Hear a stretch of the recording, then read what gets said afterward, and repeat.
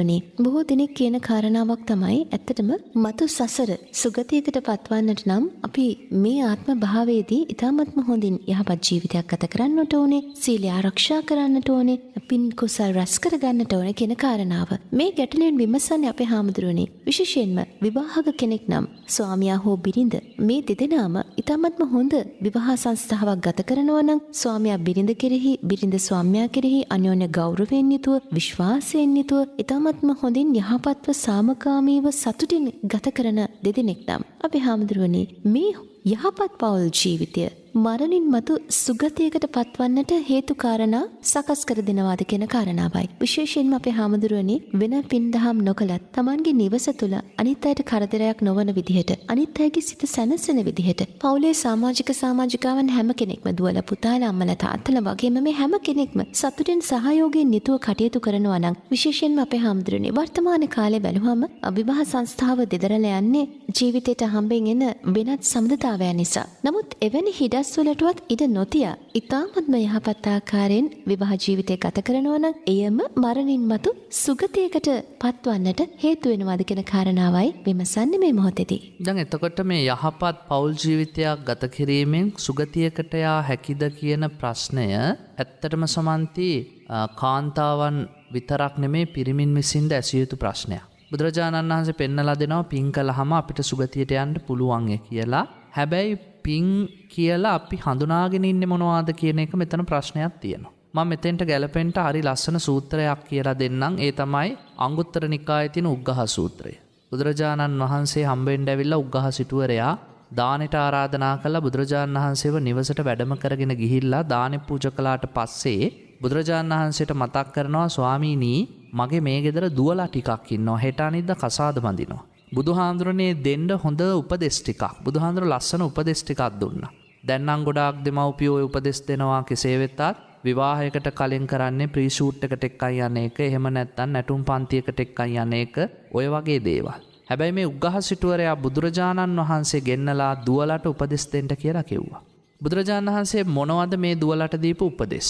බුදුහාඳුරෝ කිව්වා උපදෙස් 5ක් තියනවා කියලා. කරන්න ඕන දේවල්. විවාහ වුණාට පස්සේ මොනවද කරන්න කිව්වේ? පළවෙනි එක කිව්වා විවාහ වෙලා ගියාට පස්සේ පුබ්බුට්ඨායිනී උදේ පාන්දර නැගිටින්න කිව්වා. පච්චා නිපාතිනී ගෙදර ඔක්කොම වැඩ කරලා අවසානයේ නිදා ගන්න කිව්වා. කිංකාර පටිස්සාවිනී ගෙදර තියෙන වැඩ හොයා කරන්න කිව්වා. ඊළඟට බුදුරජාණන් වහන්සේ දේශනා කරනවා මනාපචාරිනී ස්වාමියා කැමති විදිහට ජීවත් වෙන්න කියලා. පියවාදිනී හොඳට කතා කරන්න කිව්වා ලස්සනට.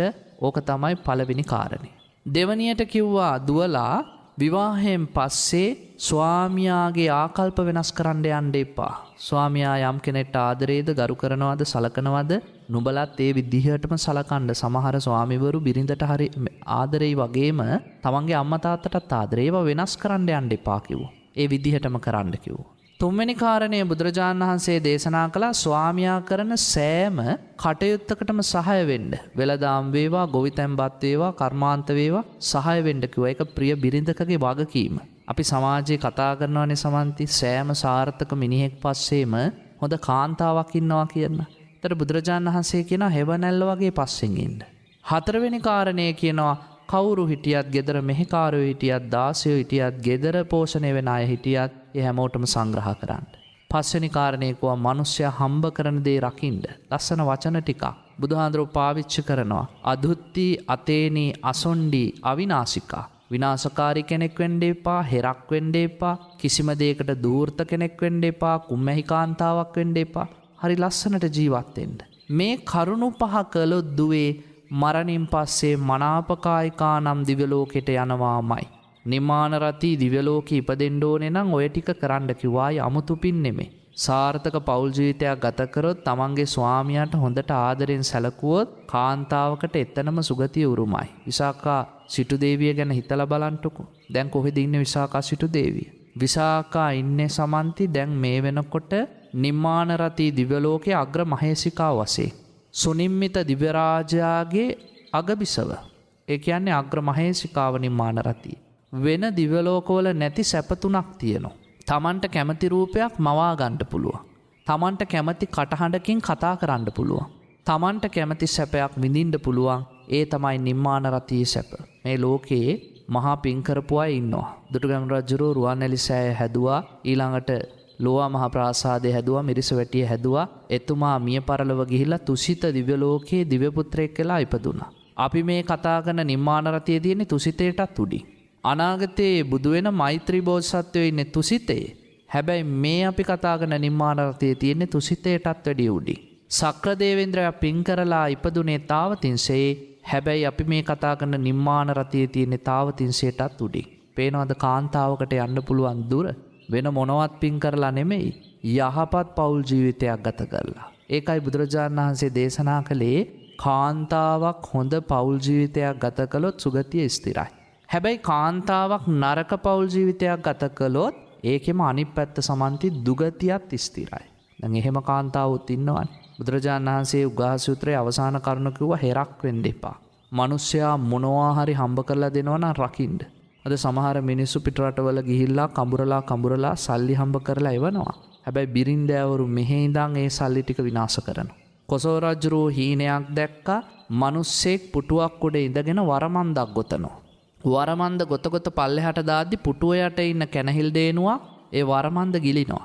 බුදුරජාණන් වහන්සේගෙන් අහනවා ස්වාමීනි මොකක්ද ඒකේ තේරුම? උන්වහන්සේ දේශනා කළා රජතුමනි අනාගතයේ ගැහැණු තමන්ගේ අනියම් ස්වාමිවරු එක්ක එකතු වෙලා තමන්ගේ ස්වාමියා හම්බ කරන දේ විනාශ වෙනවා කියලා. ඒක අනාගතයේ සිද්ධ වෙන දෙයක්. හැබැයි අද ඒ අනාගතේ වෙලා නැද්ද සමන්ති? මොන තරම් තියනවද?